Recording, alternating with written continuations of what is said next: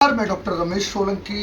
अभी भारत पाक के लेकर के जो पूरे देश में क्या पूरे विश्व में जिस तरह से बातें सुनने को, कब भारत अटैक करेगा पाकिस्तान पर, पाकिस्तान में जो माहौल है भय का, इधर पाकिस्तान के लोग एक हो रहे हैं, पाकिस्तान दूसरे देशों को भी जोड़ रहा है जिसमें चीन और टर्की, कई टर्की देश भी, कई जो टर्की देश है वो भी भाग लेने को 7 दिन तैयार हो रहे हैं। इधर हमारे देश में भी पूरा एकजुट है, लेकिन कुछ नेता इसका विरोध कर रहे हैं और ये बड़ा विडंबना की बात है जब अपना ही अपने का हौसला गिराए, साहस गिराए, तो फिर सोचने की बात हो जाती है। आज हम बात करेंगे, क्योंकि रोजाना राजनीति की बात करते हैं। हमारे साथ एक डॉक्टर साहब हैं, चिकित्सक, वो उत्तर प्रदेश लेवल के कुछ संबंध भी रखते हैं चिकित्सा क्षेत्र में।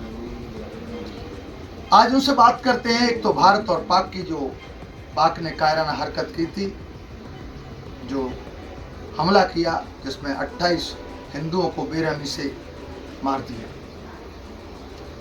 आज जो किसान नेता राकेश टिकैत का कल जो मुद्दा गरमाया है उस पर भी बात करेंगे। इधर जो जाति गणना हो रही है उस पर भी कुछ बात करेंगे और बात करेंगे 2027 में उत्तर प्रदेश में किसका शासन होगा, क्योंकि इन पर हर क्षेत्र के, हर पार्टी के लोग आते हैं। इनसे सभी का निचोड़ मिलेगा कि लोगों की क्या मंशा है, क्या प्रदर्शन होगा।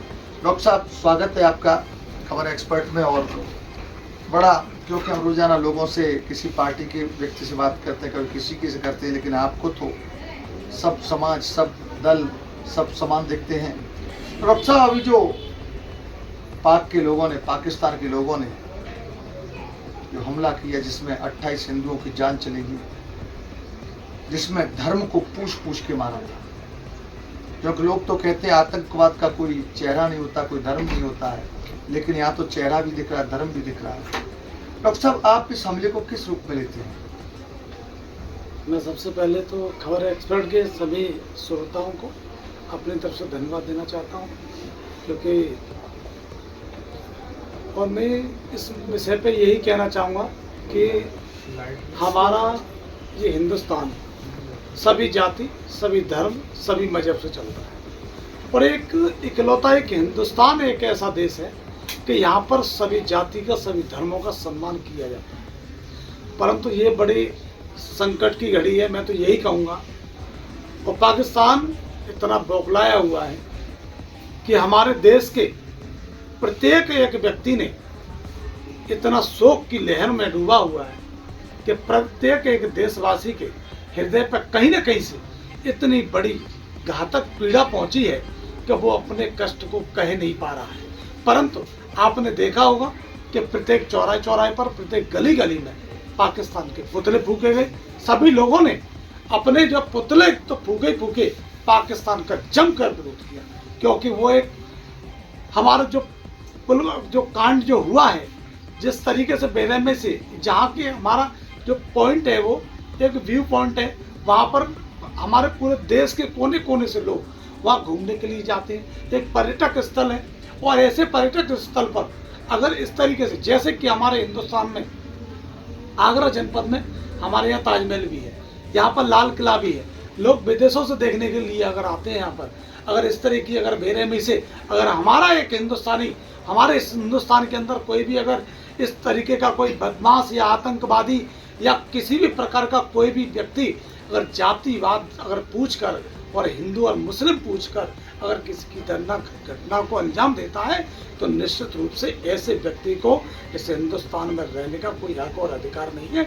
और पाकिस्तान की तो बात ये रही कि पाकिस्तान पहले से जानता है कि हिंदुस्तान किस लेवल पर पहुंच चुका है, क्योंकि आज हमारी डबल इंजन की सरकार ने उत्तर प्रदेश नहीं बल्कि हिंदुस्तान के कोने कोने में ही नहीं बल्कि विश्व भी जानता है कि डबल इंजन की सरकार आज माननीय प्रधानमंत्री श्री नरेंद्र मोदी जी के नेतृत्व में आज उस लेवल की लहर चल रही है कि हम आज विदेश में जाते हैं और कहीं भी पहुंच जाते हैं तो लोग ये कहते हैं कि आप हिंदुस्तान से आए हो, तो हमको लगता है कि हम गर्व से कम हिंदू हैं और हिंदुस्तान हमारा है।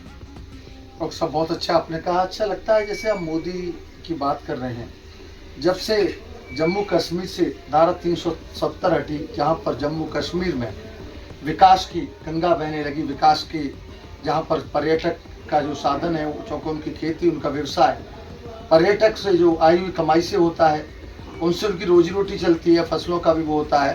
तो जो धारा 370 हटने के बाद उनका रोजगार बढ़ा, उसको देखकर पाकिस्तान को जलन हुई कि जम्मू कश्मीर अब तो अमन चैन से रह रहा है, तो इसमें क्यों न दखल दिए जाए, क्यों न उनसे फिर से वो हिंसा की जाए। देखिए, वो लोग, पाकिस्तान को कभी खुशी नहीं होती कि हिंदुस्तान में खुशहाली रहे, क्योंकि पाकिस्तान हमारा ऑलरेडी पहले से दुश्मन देश है और वो मुस्लिम देश है, और हम लोग यहाँ पर कोई जातिवाद की बात ही नहीं होती। मैं पहले भी कह चुका हूँ और मैं बोलता हूँ कि हमारा केवल एक हिंदुस्तान ही ऐसा है कि यहाँ पर सभी जाति, सभी धर्म को, मजहब को पूजा जाता है।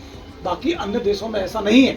आप बांग्लादेश में जाके देखिए, वहाँ पर हमारे हिंदुओं पर अत्याचार हो रहा है, वहाँ जाकर कोई क्यों नहीं बोलता है। हम लोग जो हिंदुस्तान में बैठकर भी हम बांग्लादेश का विरोध करते हैं और हम कहते हैं कि आप अत्याचार क्यों करना चाहते हो, हिंदुओं के ऊपर अत्याचार क्यों हो रहा है। इसका सीधा सा फंडा एक ये भी है कि हिंदू बट रहा है, और इसीलिए हमारे माननीय मुख्यमंत्री जी ने कहा था कि अगर हिंदू अगर बटेगा तो हिंदू कटेगा। इसलिए मैं सभी हिंदुओं से, भाइयों से यही विनती करूंगा, अनुरोध करूंगा, निवेदन करूंगा कि आप बटो मत, और बटोगे नहीं तो तुम कटोगे भी नहीं। हिंदुस्तान पहले भी सोने की चिड़िया था, सोने की चिड़िया रहेगा। ये हमने देखा है, हमारे पूर्वजों ने देखा है। इस हिंदुस्तान की जीत के लिए, हिंदुस्तान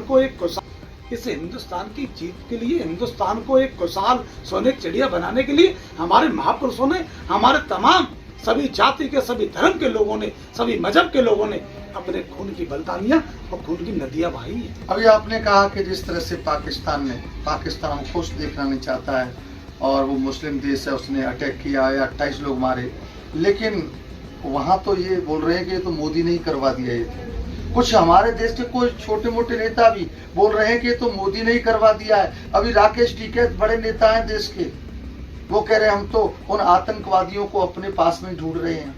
क्या आतंकवादी उतना, सेना इतना बड़ा अभियान चला रही है, सेना को नहीं मिल रहे हैं, राकेश टिकैत ढूंढ लेंगे उनको, आतंकवादियों को। जो ये मैं इन चीजों का बिल्कुल विरोध करता हूँ।